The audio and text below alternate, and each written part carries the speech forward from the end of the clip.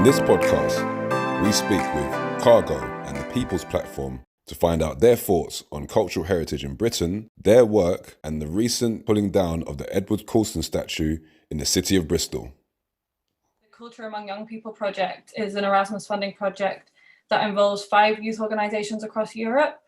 So the project coordinators are in Romania, and then there's organisations in Italy, Poland, Bulgaria, and the UK. So we're the representative from the UK. And the main aims of the project is to engage and promote cultural heritage in youth. So encouraging young people to discover and explore their cultural heritage. So there's a number of different activities that are being implemented as part of this. So we're delivering activities and workshops with youth centres and with youth. The first one being a debating workshop where we are teaching young people skills in researching and debating and how to present their arguments. And we've centred this debate around the statues debate in the UK.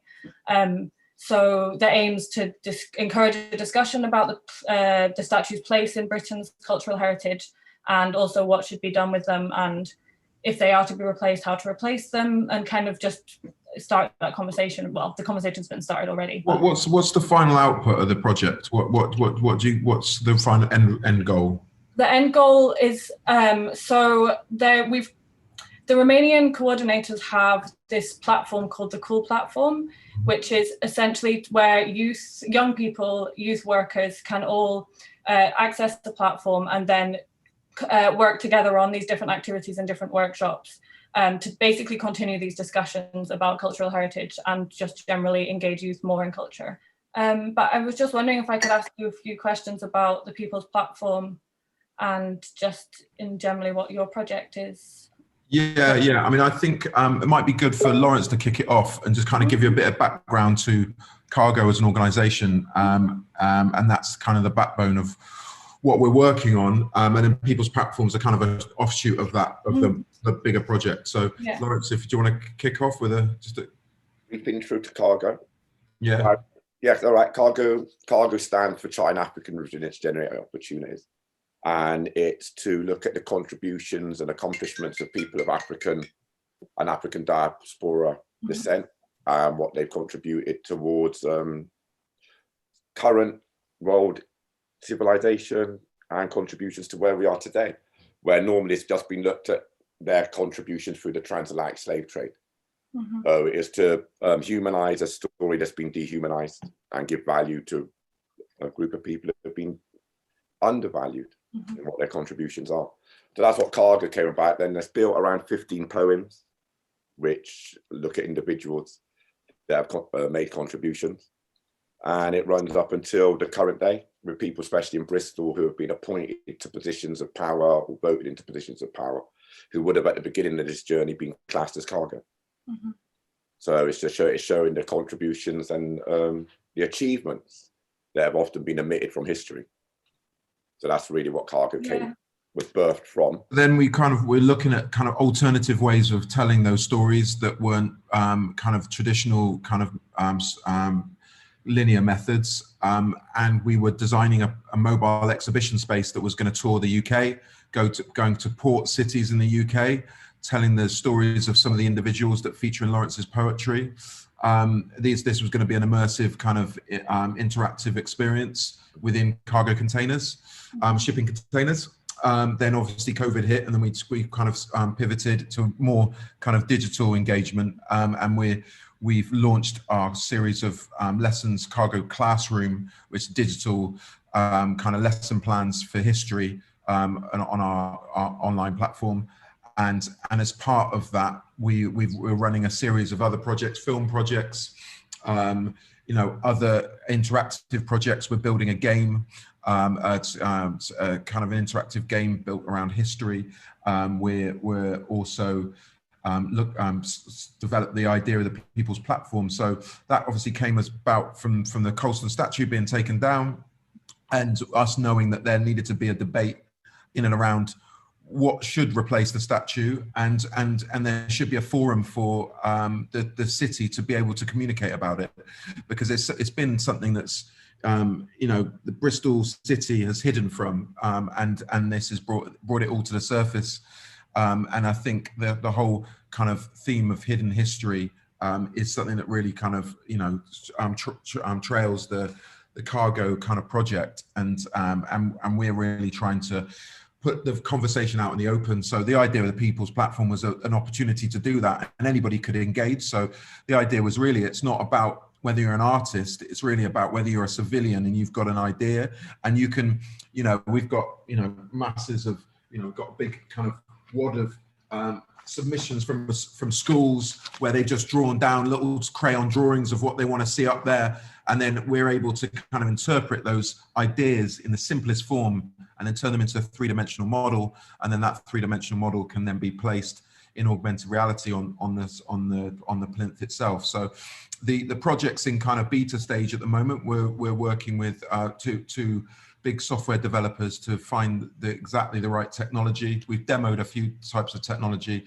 and we want to just work on a browser-based system that allows, that doesn't mean that people have to download an app. If they want to use this software, they can just use it directly in their phone by just hitting a QR code that's going to be at the base of the plinth. We've got a permission for signage now. So we've got signage that will sit at the base of the plinth. Somebody can go up with their phone, scan the code, and then be taken directly to a selection of sculptures that they can see in situ on the plinth. So the idea really mainly is to re-engage the conversation around what should go there and what people want to see. And then also the idea of having multiple ideas around what could go on the plinth. So it's not just, right, here's another alternative. There's multiple alternatives, and you can choose your alternative, and it can be down to your personal kind of interpretation of events and of the situation and of the history. So, I mean, Lawrence, did you want to add anything? Yeah, all I wanted to add, and yeah, the purpose of doing it like this and just creating it and putting it out there for anybody to access was to take the control of this story out of the hands of the few that have denied illuminating the story of what it is. And that's what the problem was. And even as the statue came down, all of a sudden it's like, yeah, the city's going to have conversations, but you know, they're invited conversations only. They were going to be for a very few people that are going to be able to engage, and the general public and everybody else would still be excluded from this place. So part of creating that's why it's called the People's Platform. Let's give the people the chance to voice and put their ideas forward, where in the city of Bristol for a long time, they're the voices that are unheard. And even with it, the question around the People's Platform, the question everyone needs to be asking really is, how was a slave trader statue allowed to be standing in such a prominent forward-facing city in the year of 2020? Completely. I think that's, yeah. Well, it's why also we were so keen to kind of interview you as part of this, because I think so much of Europe's history is like that, is decided by those people, and just kind of being able to make it more accessible for everybody.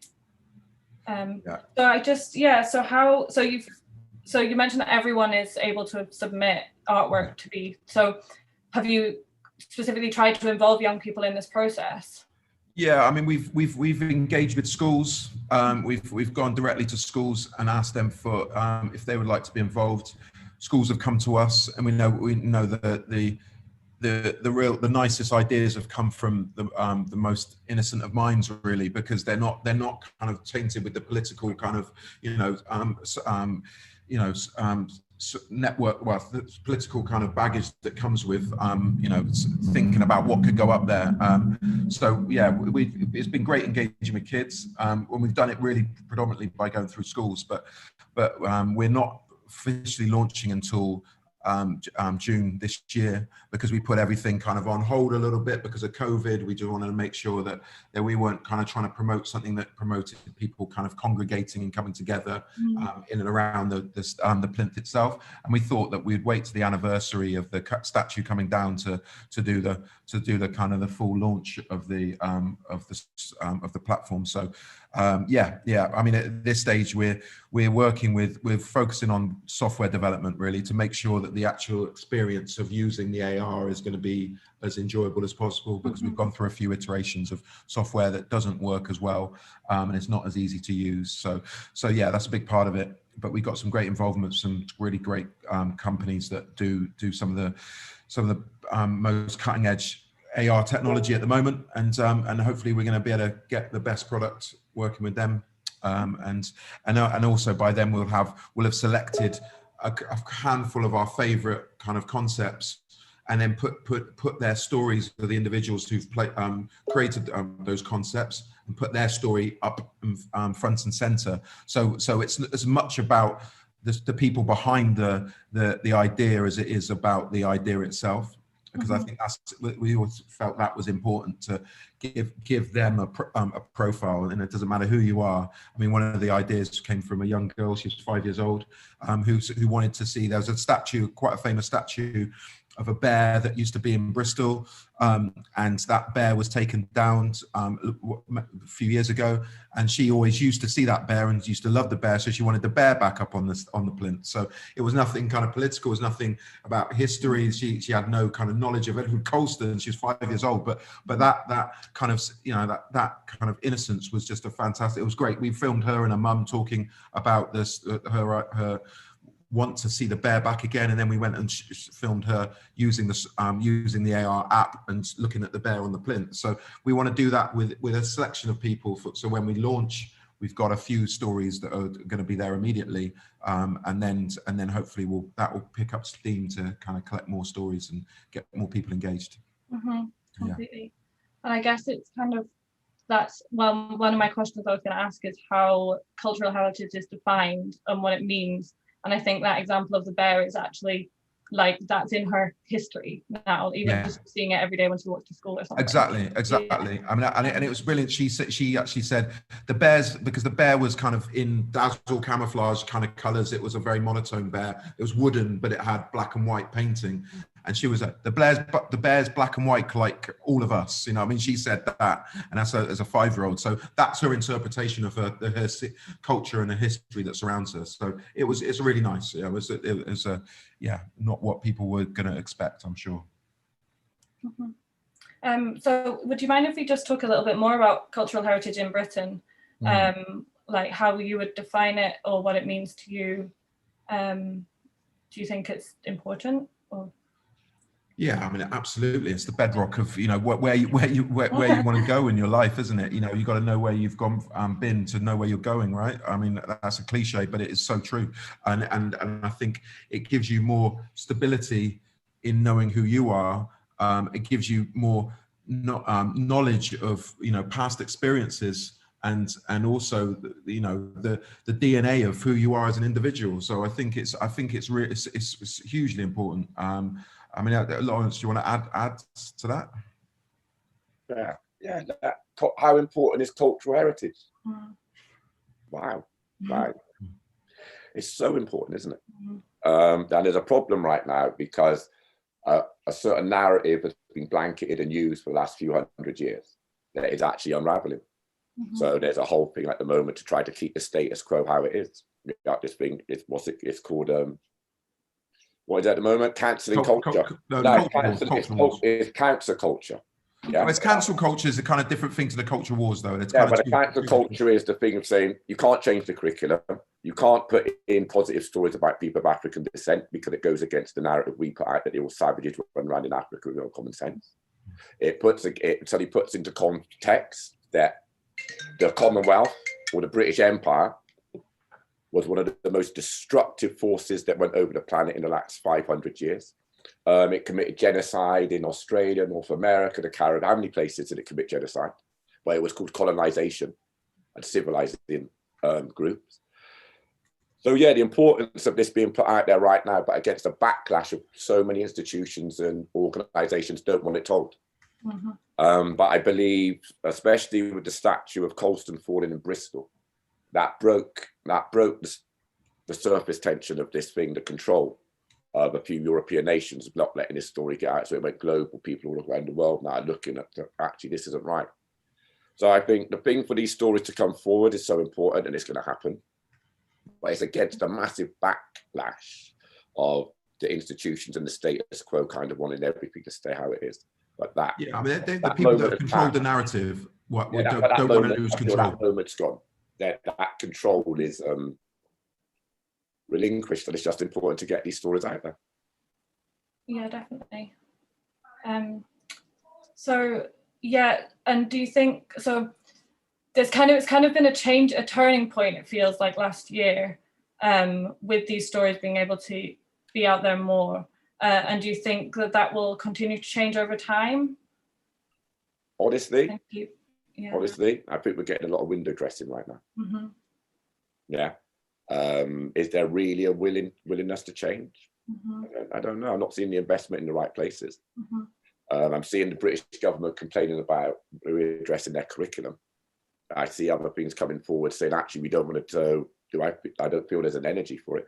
I feel there's a lot of trying to put a black face in a white space to make everything look like it's all right for a minute. And once that's been appeased, everything will continue as it is. But there's an opportunity for people to actually force this change through right now, because there's an appetite for it. But the appetite isn't so much from the controlling institutions, it's more from the people. And I think there's a lot of people out there feeling quite aggrieved because they're realizing that they've been lied to. Mm. And a lot of people have been educated, they won't be educated right. And all of a sudden, like, hang on, I'm allowed educated, I've got these qualifications, but actually something about what I've got isn't quite right. And I need to know what's right so that I can feel comfortable about what I've achieved. Mm-hmm. So I don't think it's just a story that's coming from the African diaspora or the African side. I think it's something that everybody kind of feels they want to be part of. But the controlling factors seem to be the ones that don't want it to happen, but the youth do. Mm-hmm. That's how I feel. Yeah, because I was on the cargo that there's things that are for the curriculum, is that right, that are being taught in schools.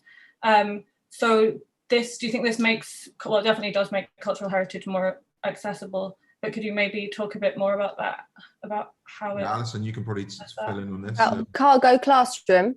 Yeah. So Cargo Classroom is probably our kind of core project at the moment, which is about providing new digital resources for education. And the stories that we're telling with those resources are all attached to poems in the Cargo collection of poetry that Lawrence wrote in 2016. And every one of those poems follows a timeline from ancient history to the modern day. And every poem tells the story of a life of someone of African descent, African diaspora descent, who contributed to society in a way that has been sort of undervalued and has been sort of erased from the conventional telling of history, especially from a Eurocentric perspective. So these were people who really were change makers, were visionary leaders, who were really aware of who they were and what their culture was, and defended themselves and what they deserved. And every one of those lessons looks at the moment in history they lived in through the lens of their life. So there's multimedia resources, including film, original illustrations, as well as loads of source material and text, so that they serve the curriculum really, really well. They're going to hit all of the assessment criteria that teachers need to see. They're going to help young people get their skills and get the knowledge they need to pass their exams. So we worked really closely in collaboration with a team of teachers. We had cycles of testing and reevaluation, made changes, made them even better. And the plan is to release 15 of the lessons. And we released the first package of 4 in January. And they've had a really big impact, and they've attracted a lot of attention from a lot of national organisations, even some organisations based abroad, who really want to help us roll it out further across the country and maybe elsewhere as well. So that's Cargo Classroom. Mm-hmm. And have you found that people have been more, like students in schools have been more engaged with history because of these resources? Yeah, well, what we're seeing at the moment, this is the kind of early stages of the rollout, but what we're seeing already is that young people know that they're different, that they are they're telling history in a new way. They're using creative methods, storytelling, poetry, engaging visuals. They're sort of designed in a way that really holds attention and gives gives, I suppose, due attention and due respect to the stories of those individuals. They're not dry. They're not from a Eurocentric perspective. They're humanized, you know, and it feels like you're getting to know a real person rather than trying to memorize some text about someone you're going to be tested on. You know what I mean? Yeah. I think it's important as well for Lawrence to talk a little bit around the language. I think language is a key part of for sure lesson delivery, and I think that was something that was important to get across for each of the kind of, you know, bits of. Yeah, for sure. It's like, yeah, so with the language, something like trying to change some of the small pieces out there that cause difference.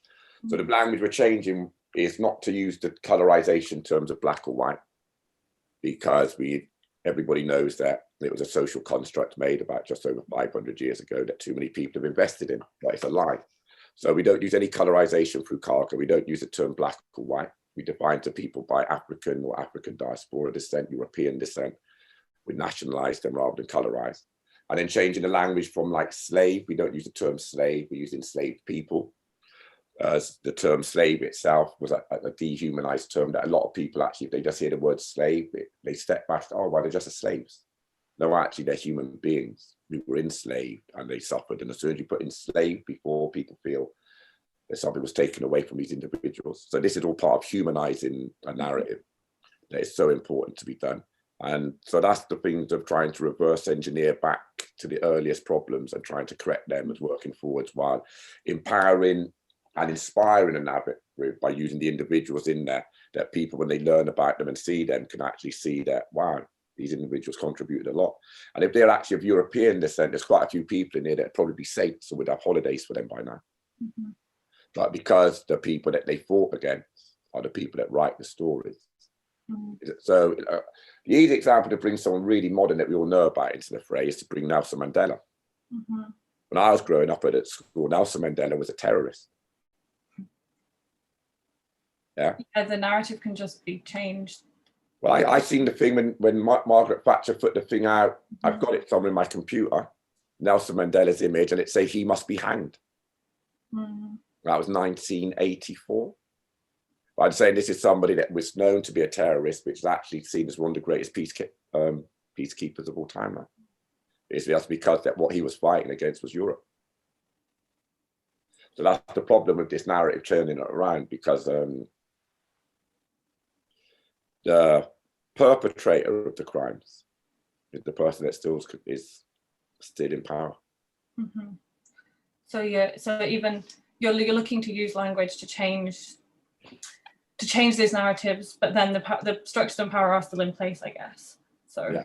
So that's why we've done so. That's why we're independent, and that's why a lot of the work we've done has come. We commit our own time. We've had private investment, but very little investment from any public body. And there's certain bodies that, when you look at the body of work and what it's actually doing, it's quite remarkable that they're not investing in it. And the only reason that they're not, for myself, is because they want to keep the status quo kind of how it is. Yeah. So going back to how, so you were saying that it is definitely more, young people are definitely more interested and willing to engage with these, just the way that you're even telling the stories, the way that you're using language and everything. And one thing that they haven't said, I'll say it, they're beautiful. It's a beautiful package. It's beautiful. The time and effort that has gone to make it be beautiful. So you don't look at it, there's no horror really in that. And that's what's so important. And even with the first release was revolutions, to show people the revolutionaries and just to show what people, and it's like a revolution to whole education is what we're putting out there. A lot of the stuff story in there, people won't even believe the stories are real because they haven't been taught it. It's a bit like the problem with Edward Colston at the moment. A lot of people are like, why did that statue get pulled down? That's right. Why did it get pulled down? Because you haven't been educated to it, all of you. But even when you look at the statue, it says on the plaque, you know, one of Bristol's most revered sons and benefactors, but it isn't saying the other part of the story. And this is what we're doing with Cargo. We're bringing forward the African narrative, a story that has been completely omitted, exactly like the badness that, so it's the reverse to the Colston story. With Colston, all his greatness was illuminated and terrible acts were hidden. Africa, it's been the other way around. Anything that's negative about Africa, promote, push forward. Anything that is positive about Africa, let's hide that, and let's actually see if we can make it seem like it was someone European that did it. So that's what we're unraveling. So there's a huge pushback to it. But at the same time, the youth, this is the thing, is that my belief is in the young people and the ones that like all this internet and social media, that's their norm. So they know when they can see something that's not right. Other people, or they walked into as a library, no, that book was on that shelf in that library, that must be true. It must be true. I read it in that book. Well, now we've got this free access to information globally, like all over the place. Loads of the information I got to learn is because we don't have access just to private libraries anymore. Private libraries are actually online. But before, you had to go to a certain university or a certain school if you were going to get access to a library. They might have this knowledge that could help you find it. But so it's very privileged. So we're trying to remove all barriers, all privilege from the human right of being able to educate yourself. That's what. Yeah, it's why it's totally free. There's no barrier of engagement. You know, it's all about you know, giving the most amount of people the most amount of opportunity. I think the other thing I was going to say actually about why these stories are connecting with young people, I think, is because they're all there's something celebratory about them, and they make you proud actually of what, you know, people can achieve in sort of unbelievably adverse circumstances. And the effect is actually it doesn't leave you depressed. It leaves you convinced that change can happen and that change does happen. So I suppose they are they're motivating, I suppose, in a way that so often history lessons aren't. Yeah. And they're fascinating people. I mean, that's ultimately it. I mean, the stories are there, and it doesn't take much to kind of make them jump off the page, because they're incredible stories. But also, I mean, one of the points I wanted to make was about tone. And a lot of the time when you get kind of history of this nature being taught, it's always kind of cartoonified, and it's all kind of, it's pitched at a very young age, and it's like, okay, let's make these into little cartoon characters so they can't be taken seriously, or they're going to be easily digestible by young children. And young children don't want to be talked to like that. They don't want to watch cartoons for information. They want to see real stories, and they want to see characters that feel that they can connect to. So a big part of the project was really trying to develop a visual output that made them these stories feel now, and they are now. They're relevant in so many different ways, but the visual output makes them relevant as well. So the illustration style, the look of the pages, it feels very current, even though we're talking about stories that are many hundreds of years old potentially. So it's trying to. Our job was really trying to connect the dots between something that happens many miles away in terms of their understanding or their perception of these people, but actually the relevance is still is so current, and the stories are so fascinating. So it's just really trying to make them feel relevant visually, and make them feel adult, because we're not trying to dumb them down for kids. You know, I think that kids want to be treated like adults. You know, and why shouldn't they be? And I think that's what we've tried to do. None of it's a cartoon. It's all just trying to make it as real as possible, and not pull any punches. We're just going to tell the stories as they are. They're grisly and they're gruesome in some respects, but they're also very hugely engaging, and these are fascinating people. Yeah, real life stories. Yeah. Completely. So just in general, to kind of wrap up, what are your plans for the future to keep promoting these ideas? Yeah, I mean, I think a lot of these stories originally were kind of very Bristol centric. So that's from the southwest, where Lawrence is from, where Alison is at the moment, and where I've lived a lot of my life.